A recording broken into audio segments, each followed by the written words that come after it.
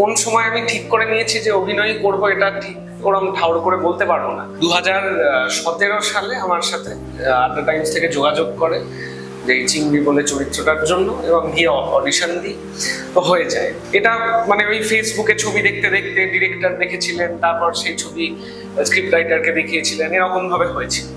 তো এখনো যখন লোকে জিজ্ঞাসা করে যে কিভাবে আমি ঢুকবো, আমি ঠিক বলতে পারি না যে মানে কি করলে এক্স্যাক্টলি করা যায়।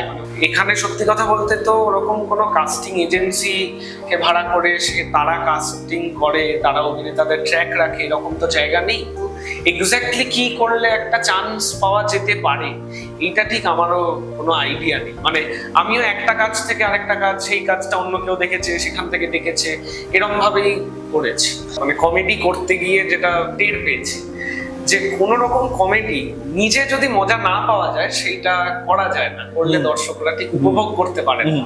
আমি চেষ্টা করেছি যে স্ক্রিপ্ট রাইটার যা লিখেছেন যদি আমার মজা নাও লাগে, কিছু একটা করে যাতে আমার অ্যাটলিস্ট মজা লাগে এরকম একটা তৈরি করতে।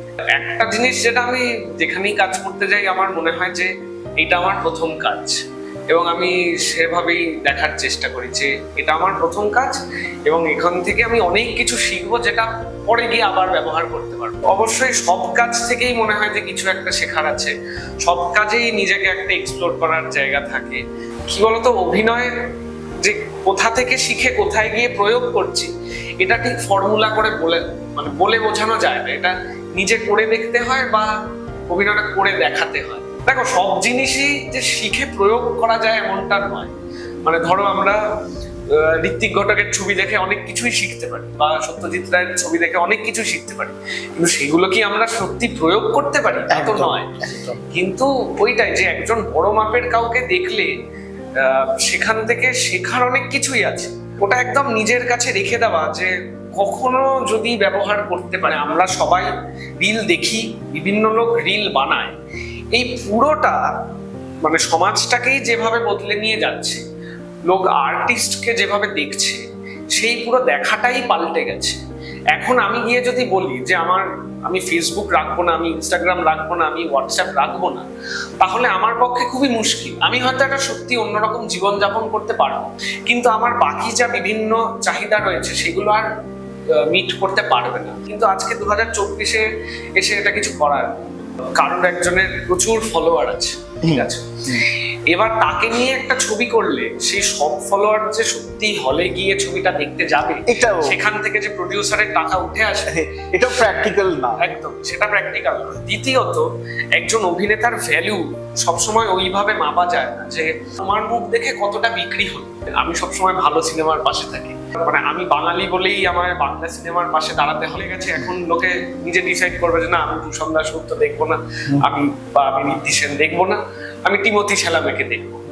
এটা তো মানে এটা আমার হাতে নেই। মানে আমরা একটাই জিনিস করতে পারি যে আমরা আরো চেষ্টা করতে পারি, আরো মন দিয়ে কাজ করতে পারি, আরো ভালো কাজ করতে পারি, যাতে লোকে এমনিতেই আসে আমাদের কাজ দেখতে। সিনেমা হলে গিয়ে দেখার, একটা সিনেমা দেখতে আমার 200 টাকা 250 টাকা লাগে, তার বদলে আমি মাসে 200 টাকায় আমি 30 দিন 30টা আলাদা সিনেমা দেখতে পারি। চলচ্চিত্রকে দেখার যে আমাদের এক্সপিরিয়েন্স, সেইটা যখনই সিনেমা হল থেকে সরে টিভিতে চলে এলো, তখনই ওটা একটা কমিউনিটি প্র্যাকটিস থেকে একটা ইন্ডিভিজুয়াল প্র্যাকটিসে চলে এলো।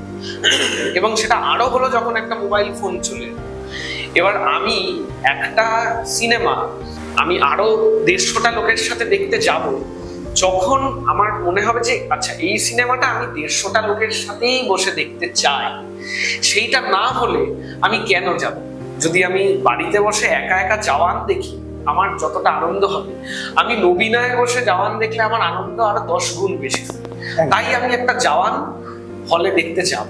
আমি কয়েকদিন আগে লাক্ষ্যা বলে একটা ছবি দেখছিলাম ঋত্বিক রোশনের, বহু বছর, মানে আর্লি 2000 দেখলাম। ওখানে একটা শট আমি ফোনেই দেখছিলাম, পুরো লাদাখের একটা ভিউ, আর নিচ দিয়ে শুধু একটা রাস্তার লাইন, একটা ট্রাক পুরোটা মানে ঢুকলো, এবং সেটা এরকম ভাবে মানে প্রায় সেই শটটা 20 থেকে 30 সেকেন্ডের একটা শট, যে একটা ট্রাক পুরোটা স্ক্রিনের এই দিক থেকে ওদিক দিয়ে বেরিয়ে গেল এবং গান হচ্ছে।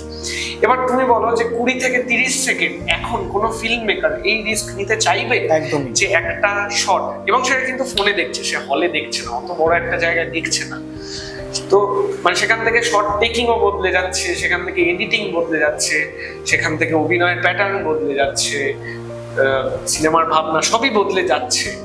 তো এবার একটা মানে স্ক্রিনে দেখলে আমি যে আনন্দটা পাবো সেরকম একটা জিনিস বানিয়ে আমি মনে করতে পারি না যে হলে দেখালেও লোক একই রকম আনন্দ পাবে। দেখো অনেক চরিত্রই খুব লোভনীয় হয়, কিন্তু চরিত্রর থেকেও মানে অভিনেতা সেই চরিত্রটাকে লোভনীয় করে তোলে।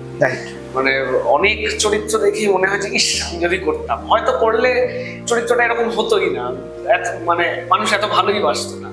স্ক্রিপ্ট রাইটার যতটা দিয়েছেন সেটাকে রেখেই আমি অভিনেতা হিসেবে সেই চরিত্রটায় আর কি অ্যাড করতে। অ্যাক্টরের কাজ তো তাতে একটা জীবন দেওয়া। ধরো লিখেছে যে আমি তোমাকে ভালোবাসি, ডিরেক্টর বলেছেন যে আমি তোমার দিকে তাকিয়ে এটা বলবো, কিন্তু কেমন ভাবে বললে দর্শক সত্যি বিশ্বাস করবেন যে আমি তোমায় ভালোবাসি, সেইটা হচ্ছে অভিনেতার কাজ। এবং মানে সেইটাই চেষ্টা করি যে যতটা বিশ্বাসযোগ্য করা যায়। অভিনেতা হচ্ছে প্রিজমের মতন, যে একদিক দিয়ে সাদা আলো পড়বে, সেইটা প্রিজমের মধ্যে দিয়ে গিয়ে 7টা রঙে ভাগ হয়ে যাবে। লাইট এই সাদা আলোটাও তোমার নয়, অভিনেতার নয়। এই যে 7টা রং বেরিয়ে গেল, এই রংটাও তোমার না, এই রংগুলো দর্শক দেখতে পায়। অভিনেতার কাজ হচ্ছে তুমি একটা প্রিজম, তুমি ঠিক অ্যাঙ্গেলে দাঁড়াবে, সেই ঠিক অ্যাঙ্গেলটা খোঁজাই হচ্ছে অভিনেতার কাজ।